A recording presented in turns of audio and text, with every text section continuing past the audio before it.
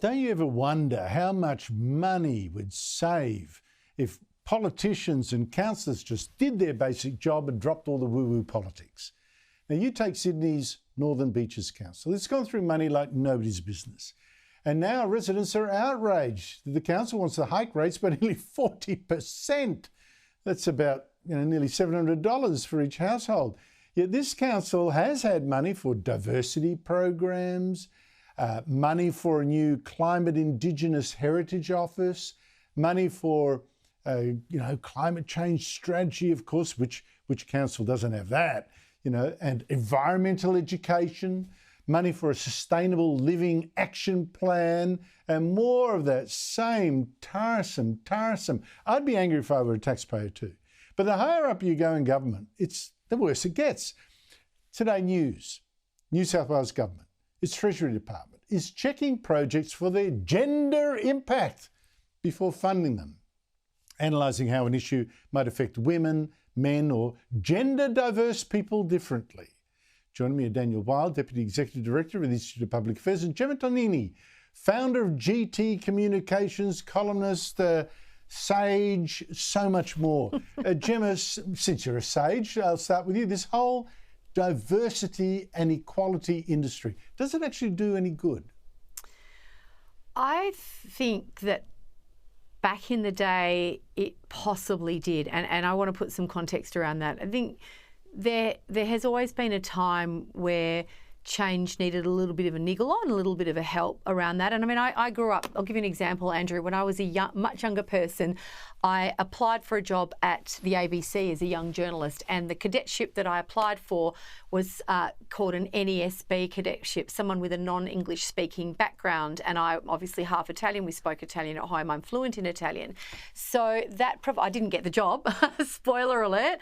But that sort of initiative, I think, can be helpful. The problem is rarely the thing. It's usually how it's applied, and when certain sectors of the community, or let's be honest, certain sections of politics get hold of it and take it to the nth degree, that renders it useless, expensive, ineffective, and has a reverse effect. So I think that perhaps in its initial stages it may have been useful, and I think I can think that, as a woman, I can also say that there have been times where it hasn't been fair and it hasn't been equitable. I'm 51 years old and I'm old enough to remember what that was like. So, but I think where we sit today in 2025, it's out of control, and it absolutely needs to have the tree shaken, so to speak. I get your point, but the problem I see with this tribalism is that once you start favouring one tribe, other tribes want their go at the trough. And it's a zero-sum game. Certainly, males, Christians, whites, Asians, Jews, they don't really get there, but almost everyone else does. Example, Daniel, Victoria, our reddest state, has beaten New South Wales. It's now got a law requiring the government to take what it calls an intersectional approach to gender impact assessment by considering the compounding effect of other factors such as Aboriginality, race, age, disability, religion, gender identity, ethnicity, and sexuality on gender inequality. I mean, Daniel, just writing that stuff would have cost them a mozza, trying to understand that rubbish as well. Actually doing programs to check for all that, can you imagine? Yeah, well, no wonder the Victorian government's primary vote is in the 20s when you're going on with this, when you've got $200 billion in debt. They paid $1 billion, remember, not to build a road. They don't even have an airport link, a train link to the airport, and then they're talking about this. The infrastructure is crumbling. You've got this massive population growth that hasn't been planned for. So, a lot of people look at this and they just can't believe that our taxpayer dollars are being spent on it. When you talk about New South Wales as well, I was quite surprised to see that. From Victoria, you sort of roll your eyes and shrug your shoulders and go, here we go again. But, the New South Wales Treasurer, Daniel Mookhey, I think is starting to look a little bit kooky. If he's going to go down this Victorian path of, wokeism and DEI.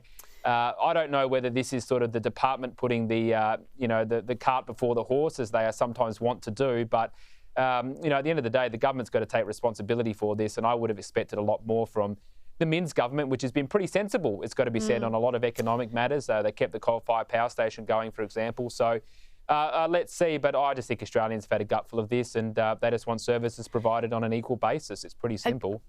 Andrew, can I just jump in with one more thought on that? If that's okay, because I also think when it comes to these initiatives, it's really specific around the issues, right? Or sorry, around the sector.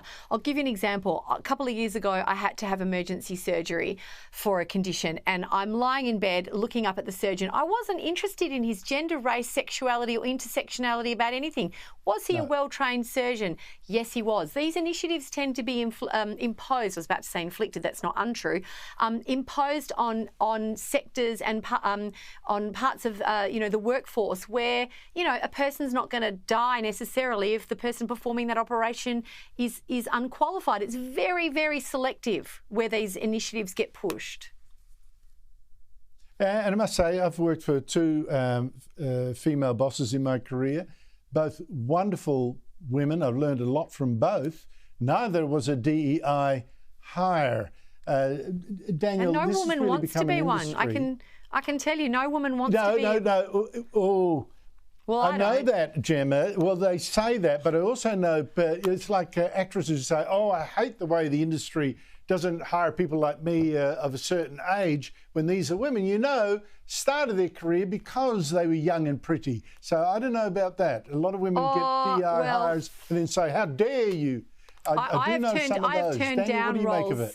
I've turned down roles because I was offered it only because I was a woman. That's just me. I can't speak for other women, but I have 100% done that. But Gemma, you were out of the box. Daniel, what do you make of it? Well, I think, Andrew, you're spot on. In a lot of these issues, it's gone too far. And I don't think anybody wants to think that they've been in a place simply because of how they look or what the colour of their skin is. And most people want to be dignified with the idea that they've made it because of their capacity to make a contribution to the community on whatever role it is or their skills or qualifications. So, look, I'm sure that there's some, maybe some women or other minority groups who seek it out. But I think most Australians certainly want to be treated equally and they just want to have a crack at whatever job it is. I'm certainly in favour of equality of opportunity and removing barriers to people from getting a fair start at life. But beyond that, it really should be supporting people with their aspirations rather than knocking people out on the basis of how they look. And I think that's, a pretty common sense value that most Australians would hold. Let's not forget that we live in a country where the Governor-General seems to be a diversity and equity appointee, so we can't be too proud. And just quickly, Gemma, very quickly, talk about no nonsense. Giorgia Meloni, nobody's affirmative action hire. Prime Minister of Italy visited Saudi Arabia this week to sign deals worth $10 billion. But even the fear of losing that money wasn't enough to persuade her to wear a headscarf for a Muslim host. Can you just give us a brava in the 2 seconds I've left? Brava, Giorgia Meloni, forza e coraggio. All I can say, don't underestimate a Roman woman. Gemma Tonini, Daniel Wild, thank you very much to you both.